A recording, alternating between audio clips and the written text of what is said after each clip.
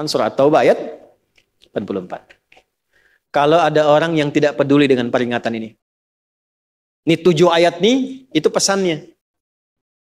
Ini bukan ilmu ta'ati ya, untuk mengingatkan saja. Kadang kita sulit ya, tapi kalau antum ngambil jurusan yang sama, itu insya Allah mendapatkan kenikmatannya. Contoh begini misalnya. Kenapa ada ayat di Quran itu jumlah bilangannya sama? Serupa dengan lawannya. Malaikat disebutkan 88 kali. Setan disebutkan 88 kali. Nah, lawan tugas malaikat itu setan. Malaikat membisikkan kebaikan, setan memprovokasi keburukan. Jumlahnya sama. Karena setiap hari pun kita nggak akan bebas dari 2 bisikan itu, baik atau buruk. Nah ini, kenapa ayat pengingat alam kubur dan kehidupan dunia 7 kali? Salah satu pesannya adalah karena kita 7 hari beraktivitas selama hidup di bumi itu. Maka diingatkan setiap hari. Maka setiap hari itu mesti ingat kematian. Sebelum tidur istighfar, siap nggak bekalnya, lihat temannya, selamat nggak keluarganya, ya maaf sekali, saya berulang kali minta maaf nih, ya berulang kali. Ada seorang suami saleh, istrinya salehah luar biasa. Satu kali suaminya karena kelelahan, bangunnya agak terlambat, alhamdulillah. Biasanya jam 3, ini setengah 4 bisa. Itu istrinya bangunkan sambil bersenandung. Pak, sayang, cepat bangun Pak. Perjalanan kita masih panjang. Sedangkan ajal semakin mendekat. Sedangkan para musafir sudah punya banyak bekal di depan kita. Kita mesti nyusul mereka. Bangun Pak. Itu Masya Allah kalau pakai bahasa Arab indah sekali. Pak, ajal itu mendekat kepada kita. Sedangkan perjalanan masih panjang. Teman-teman kita sudah di depan, bekalnya banyak sekali. Maksudnya apa? Teman-teman kita sudah ada yang hafal Quran, sholatnya nggak putus, malamnya banyak tahajud, puasanya nggak putus, sunnahnya dikerjakan. Kita ini, ya Allah, mau bangun tidur aja susah ya Allah. Mau tahajud aja susah. Sementara ajal datang semakin dekat. Pak bangun Pak. Bangun Pak. Takutnya kita meninggal malam ini. Kita nggak bisa menyusul teman-teman kita yang sudah di depan. Itu istri bangunkan suaminya. Ada lagi yang suami mau kerja dibisikin istrinya. Pak, jangan sampai cari yang haram ya. Papa nggak bawa apa-apapun ke rumah di hari ini. Kami keluarga akan sabar. Mama akan tenangkan pada keluarga supaya sabar. Tapi Pak, kami nggak akan kuat merasakan sedetik pun di neraka jika Papa bawa yang haram ke rumah. Masya Allah. Nah ini disebutkan pengingat itu 7 kali. Di 7 ayat berbeda untuk mengingatkan setiap hari ingat wafat. Setiap hari ingat pulang. Setiap hari kita akan mengalami suasana di alam kubur. Jangan sampai meninggalkan dunia dalam keadaan yang terancam. Kalau masih nggak sadar juga dengan pengingat ini, muncul ayat ke-8. Muncul ayat ke-8. Di At-Taubah, ayat 84. Tempatnya pun At-Taubah. Ngajak taubat dulu sebelum diingatkan. Tapi dasar karena nggak pengen taubat juga, maka munculnya ancaman. Kalau ada yang masih nggak peduli, bahkan ada orang Islam yang masih bertahan dengan keburukannya, menampakkan ke orang lain dengan sifat nifaknya, maka turun ayatnya. Wala tusalli ala ahadim minhum mata abada. Wala taqum ala qabri. Allahu akbar. Innahum kafaru billahi wa rasuli wa matu wa hum fasiqun. Kalau ada yang masih begitu, dan Anda lihat diingatkan susah, masih menampakkan kemaksiatan, Allah langsung memberikan ancamannya. Kalau dia bertahan demikian sampai dengan wafat, nggak usah disolatkan. Jangan sampai berdiri di depan kuburnya katanya.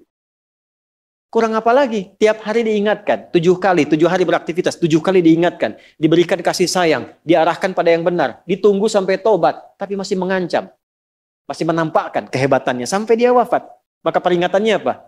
Orang-orang yang sengaja menantang berbuat maksiat, menghalalkan dosa yang besar, itu dihukumi oleh Quran. Kafaru billah. Yang menghalalkan dosa besar itu dihukumi kufur. Tapi jangan sembarangan, ya, jangan sembarangan menghukumi. Karena ada yang punya otoritas di situ. Nggak boleh Anda sembarangan, ini kufur, ini togut, ini nggak boleh. Nggak boleh. Ada yang punya otoritas. Dan ada yang paham fikihnya. Nggak boleh sembarangan. Hati-hati kalau ada aliran mengajak Anda, ini togut, ini aja, bunuh aja, tembak aja, tinggalkan itu. Tinggalkan. Karena ada yang punya otoritas untuk menentukan klasifikasi mana yang benar, mana yang salah, mana yang ini, mana yang begitu. Jangan sampai terbawa pada aliran demikian. Jelas ya? Baik. Tapi kalau ada yang nekat berbuat maksiat sampai wafat, kata Allah, Nabi pun sampai dilarang. Jadi ini ayat turun tentang Abdullah bin Ubay bin Salul yang hidupnya mengaku muslim tapi banyak sekali menyakiti Nabi. Banyak berbuat maksiat bahkan merencanakan pembunuhan kepada Nabi. Ditampakkan oleh Allah, begitu Nabi ingin menampakkan sisi kemanusiaan dengan menyolatkannya, turunlah ayat ini. Jangan disolatkan Muhammad. Jangan disolatkan. Biarinnya sama teman-temannya. Jadi biasanya orang munafik ketemu munafik lagi. Ketemu munafik lagi. Hati-hati. Jangan sampai yang menyolatkan itu sesama munafik, sama perbuat maksiat. Orang Islam dilarang yang beriman yang baik, bahkan wala takum ala qabri. Ke kuburnya pun jangan diantar. Jangan berdiri di depannya. Jangan sampai terancam demikian. Karena itu kalaupun ada yang nampak ciri-cirinya, kita doakan supaya kembali ke jalan yang benar. Kita tunjukkan kebaikan dengan lemah lembut. Supaya dengan itu sadar dan menjadi bagian dari orang-orang beriman yang mendapatkan ridha Allah Subhanahu wa taala. Apalagi kalau itu bagian dari keluarga. Paham? Nah, inilah pelengkap dari bagian yang pertama. Maka secara singkat saya simpulkan, jadikan mulai hari ini semua kegiatan kita fi sabilillah. Suami mendidik istri fi sabilillah. Menyayanginya fi sabilillah. Mohon tatap istri Anda, keluarga Anda sebagai titipan Allah. Dan Anda akan dihisab. Saya tuh kalau pulang malam, saya tatap istri anak-anak saya yang sudah tertidur. Kadang-kadang suka tanyakan, ya Allah, gimana saya dihisabin? Saya khawatir mengajar banyak orang datang, tapi pada keluarga sendiri tidak mendapatkan perhatian sesuai dengan hak. Ya Allah, ketemu lagi enggak gitu. Antum dihisab, kan itu dipasangkan dengan ampun, bukan dengan yang lain. Itu dihisab. Maka perlakukan pasangan sebagai amanah Allah. Lakukan. Demikian juga istri kepada suami, anak-anak. Kemudian bekerja lakukan. Fi sabilillah. Kalau sudah fi sabilillah nggak mungkin korupsi. Nggak mungkin nyogok. Jangan pulang dengan membawa yang haram. Sayangi keluarga. Antum yang belajar nih, yang masih belajar, fi sabilillah. Jangan pernah nyontek. Ya. Jangan malas-malas belajar. Semangat belajar, bangun bangsa, bangun negeri, lakukan sebagai ibadah kepada Allah Subhanahu wa taala. Kalau itu bisa kita kerjakan, maka kalla saya'lamun thumma kalla, kita akan melihat apa yang Allah berikan setelah wafat, dan kita akan diperlihatkan oleh Allah perbedaan dengan orang-orang yang ingkar bersama orang-orang yang yakin dengan itu semua.